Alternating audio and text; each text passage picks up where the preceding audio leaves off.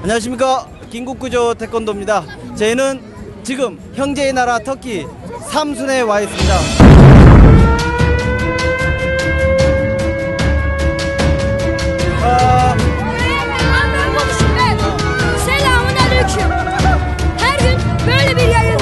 어떻게 이곳 삼순 어떻습니까?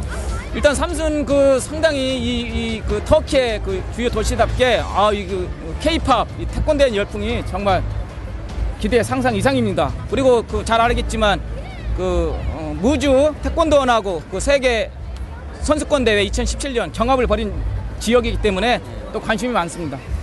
저희가 이제 가끔 저도 이제 터키라는 나라는 경유를 통해서 이제 몇 번 간접적 경험을 했는데, 이렇게 터키인들이 우리 한국 사람들을 이렇게 우호적으로 생각하고 굉장히 정말 형제의 나라라고 하는데, 실은 우리나라 한국 사람들은 그렇게 많이 생각하지 않잖아요. 근데 이 터키 쪽 사람들은 굉장히 형제의 나라에 대한 거를 굉장히 강조를 하고 좋아하는 것 같아요. 근데 막상 이 경기장에 오니까 이곳에서도 이 터키의 청소년들이 한국에 대한 관심이 굉장히 높구나라는 걸 지금 촬영하면서도 굉장히 진짜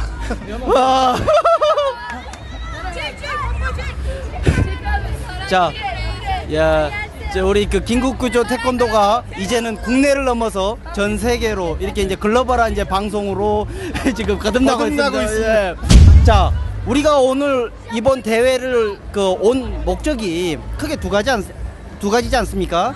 첫째는 제6회 세계 장애인 태권도 선수권 대회와 그리고 월드 태권도 그랑프리 이제 2차전이 이곳에서 열립니다. 이제 동시 개최를 열리는데, 우리가 이제 관심을 갖는 것은 이제 우선 첫 번째가 장애인 태권도 선수권 아닙니까? 예. 올해 1월 31일 날 아부다비 곳에서 IPC, 그러니까 국제올림픽위원회에서 태권도가 2020년 도쿄올림픽에서 장애인 올림픽에서 이제 정식 종목으로 채택되고 이후에 첫 개최되는 곳에 이곳 장애인 선수권대회죠. 저희 시청자들께서 궁금하시는 게 한국의 선수들이 이번에 출전을 못할 수도 있다라는 우려의 저희들의 시각 내지는 또 저희 방송을 통해서 많이들 걱정하셨는데 어떻게 됐습니까? 지금 한국에서 절단장애 태권도 선수로 이 대회에 참가할 수 있는, 그러니까 현재의 조건하에서 참가할 수 있는 선수는 한국현 선수하고 이명호 선수 2명이 있는데, 장애인 태권도 협회에서 일단 대한 태권도 협회를 통해서 참가 신청을 했어요. 이 두 선수 다 참가 신청을 했는데, 이명호 선수는 얼마 전에 직업을 취업을 했답니다. 그래서 이제 취업을 한 상황에서 대회에 출전하기가 좀 어려운 상황이었고, 그래서 한국현 선수만 일단 출전을 했습니다. 그래서 한국현 선수가 첫 경기는 부전으로 올라갔고요. 두 번째 경기에서 뛰었는데 상대 선수 스페인 선수하고 경기를 했는데, 상대 선수가 워낙에 젊고 키도 워낙에 크고 해서 경기는 8대1로 아쉽게 졌습니다. 네, 메달을 또 따서 갔으면 좋았겠지만은 신장의 열세 그리고 나이가 지금 우리나라 나이로 한 37 정도 적지 않은 나이입니다. 그래서 아쉽게 예선에서 탈락했는데, 좀 다음번에 더 준비해서 한국현 선수뿐만 아니라 이명호 선수 그리고 더 많은 선수들이 좀 발굴돼서 이 무대에서 애국가를 울릴 수 있는 기회가 됐으면 좋겠습니다. 이게 그런 것 같아요. 그러니까 저희가 여기 오기 전에 2차례 정도 장애인 태권도 그러니까 대한 장애인 태권도 협회가 이 대회 선수들을 파견시키는 것에 대해서 어려움을 겪고 있는 부분들, 그러니까 좀 어떻게 보면 비판일 수 있고 질타일 수 있었는데, 한국현 선수가 비록 오늘 첫 경기에서 지기는 했지만 이기고 지고의 문제는 지금 당장의 문제가 아니고, 그렇죠. 이렇게 출전하게 된 것이 절단장애 태권도 선수들이 이 한국에서 나도 태권도를 수련하고 훈련하고 하면 장애를 딛고 이런 큰 대회에 나갈 수도 있구나 라는 좀 씨앗이 되기를 바랍니다. 자, 세계 장애인 태권도 선수권 대회 많이들 누가 나가는 거지? 그러니까 장애는 여러 가지가 있습니다. 금방 이야기했던 절단장애, 그리고 지적장애, 뇌성마비, 그리고 휠체어, 분야가 여러 가지가 있습니다. 우리 그럼 장애인 태권도 선수권 대회에서는 어떤 경기를 하는지 우리 서 기자께서 한번 좀. 네, 세계 장애인 태권도 선수권 대회는 겨루기와 이제 품새 부분으로 나누죠. 그래서 품새 같은 경우는 지난해 처음 도입됐는데, 지난해에는 4명이 출전했지만 올해는 10명 이상이 늘어서 올해는 14명이 출전했습니다. 앞으로 2년 후에는 아마 30명 이상이 출전하지 않을까 이렇게 생각이 들고요. 품새 같은 경우는 올해 2번째인데 지적 장애인을 대상으로 한 품새. 그리고 올해는 양 기자 뭐가 플러스 예, 됐죠? 그 P30번대라고 그래서 뇌성마비 선수들이 이제 출전을 하는 첫 대회입니다. 네. 그렇죠. 그리고 결기 같은 경우는 그 절단 장애 등급에 따라서 8급 위, 8급 아래 또는 양팔 뭐 절단 장애에 따라서 그 체급 등급 유형에 따라서 좀 많이 바뀝니다. 그래서 우리 한국 입장에서 보면 그 절단 등급 유형에 따른 그 참가 출전 체급이 너무 서구 중심으로 되어 있지 않느냐. 지금 그 최경량급이 마이너스, 남자 같은 경우는 마이너스 61kg급인데 58이나 57로 경량급을 하나 더 만들어줬으면 좋겠다라는 그런 얘기가 있기 때문에 그건 저는 좀 설득력 있지 않을까 이렇게 생각이 됩니다.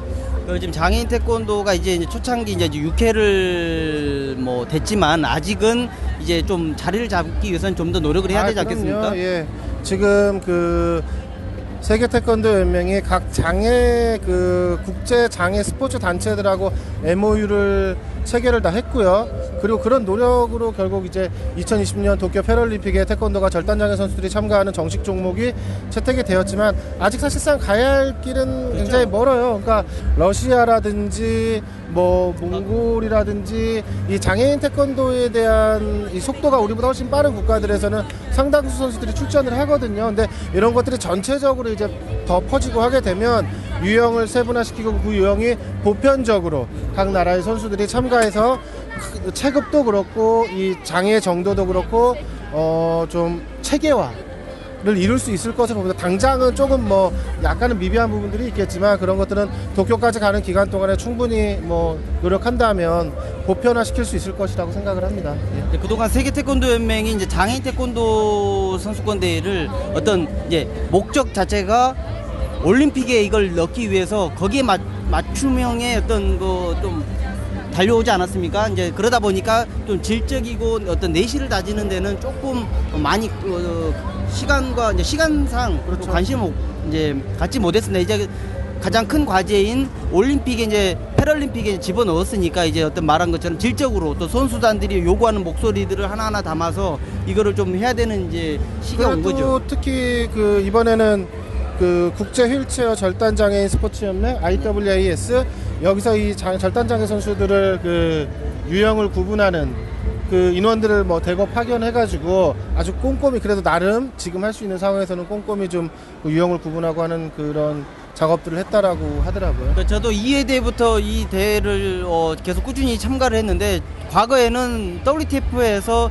어떤 아까 열었던 등급별로 이제 좀 비전문가, 전문가이긴 하지만 더욱더 전문가가 아닌 분들이 했는데 지금은 작년부터는 거의 이제 전문가들이 의사, 뭐 재활치료사, 뭐 각기 전문가들이 와서 어떤 중증의 정도와 운동 능력에 따라서 어떤 체급과 뭐 복합적으로 해서 이제 분류 등급 작업을 합니다. 그리고 아까 국제 그 휠체어 절단 장애인 어떤 연맹 IWAS에서 인증을 하는 그런 좀 체계화를 지금 갖추고 있는 거죠. 네. 그리고 말씀하세요.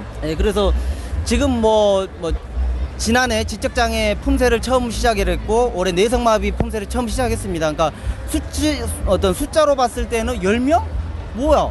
뭐 할 수 있지만 그러니까 누군가에게는 그러니까 일반적으로 우리 대회를 했을 때 무슨 100명도 안 되는 대회가 무슨 대회야, 무슨 세계 대회 할 수 있겠지만은 여기 참가하는 이들에게는 굉장히 어떤 꿈과 희망을 얻을 수 있는 대회 아니겠습니까? 그리고 이제 무엇보다도 아직 이제 홍보 같은 게 이제 부족하다 보니까 이제 선수 발굴이나 이런 것들이 어려웠지만 앞으로는 올림픽 이제 종목이 됐기 때문에 장애인 올림픽 종목이 됐기 때문에 이제 국가 NOC 단위에서도 이런 선수들의 어떤 지원해 줄 수 있는 근거가 마련됐다. 그러면 결국은 다음 대회부터는 이제 좀 지원이 많아져서 선수층도 좀 넓어지지 않았겠느냐라는 걸 기대를 하게 됩니다. 예. 경기를 좋아하는 우리 양택지 기자는 오늘 오전에 처음 장애인 태권도 경기를 봤잖아요. 네. 어땠어요?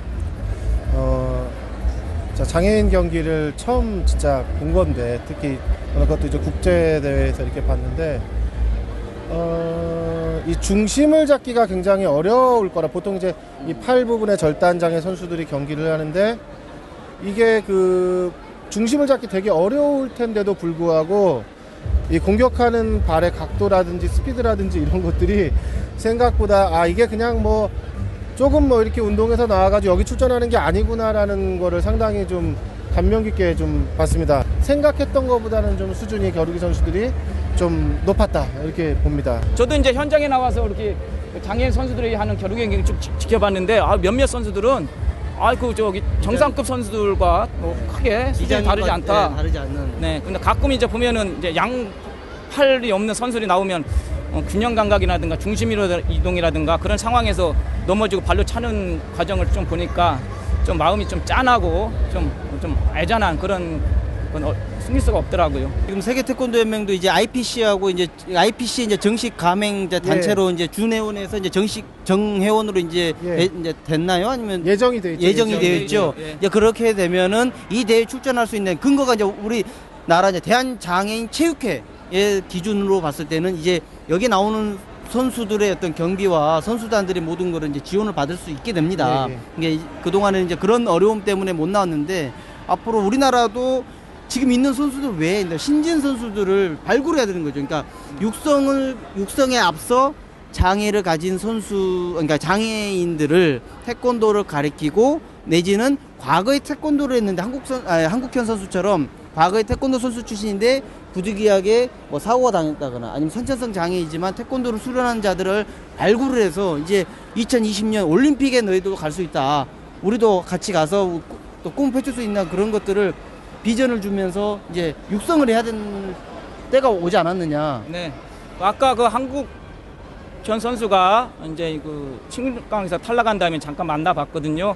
그 대한장애인 태권도 협회 이제 임직원들하고 만나봤는데 사실 한국현 선수가 1회대부터 출전했지만 올해 37살입니다. 네. 이제 다음 차게 되는 39인데 그렇죠.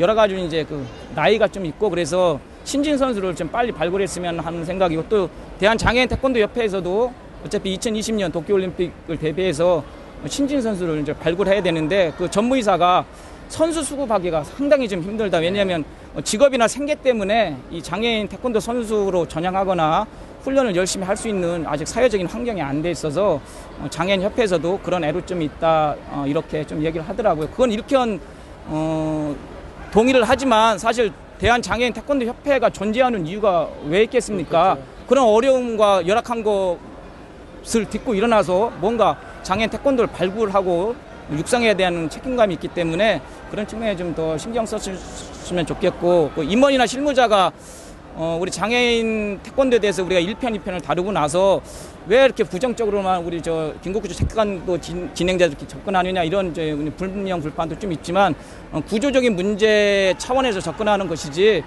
특정인을 비하하거나 특정인의 잘못을 들춰내려고 하는 건 아니니까 그렇죠. 장애인 협회에서는 그런 점 조금 좀 이해 좀 해주셨으면 좋겠습니다. 우리나라는 사실상 태권도뿐만 아니라 어떤 분야든 장애인들에 대한 복지가 잘 돼 있는 나라는 아니에요, 사실 아닌데, 그러니까 장애인에 대한 복지가 잘 돼 있는 나라가 아니니까 장애인 태권도 선수들도 그 수준에서 머물러 있을 수밖에 없다가 아니라 전체 장애인들의 그 복지를 위해서라도 장애인 태권도 협회나 장애인 체육회에서 태권도의 보편적 가치를 통해서 좀 장애인들의 삶의 질을 좀 올릴 수 있고 또 영광을 누릴 수 있고 할 수 있는 이런 기회를 먼저 치고 나간다면 다른 전체 장애인들에게도 조금 더 좋은 기회가 될 수 있는 선도적인 역할을 좀 할 수 있지 않을까. 태권도가 뭐 그런 역할도 좀 할 수 있는 충분한 가능성은 있지 않을까라는 좀 얘기를 꼭 좀 드리고 싶었습니다. 자, 터키 삼순에서 김국구조 태권도가 오늘 장애인 태권도 활성화 그리고 장애인 태권도의 어떤 세계의 어떤 현 주소 앞으로 나아갈 방향에 대해서 저희가 주제로 이야기 나눴습니다. 아무튼 장애인 태권도가 앞으로 이제 활성화돼서 2020년 도쿄올림픽 그 장애 패럴림픽에서 그냥 태권도 종목이 있다가 아니고 정말 여러 25개 종목 중에 태권도 종목이 굉장히 꽂힌 종목으로 되기를 저희가 간절히 바라는 마음으로 저희가 오늘 마무리하겠습니다. 네. 감사합니다.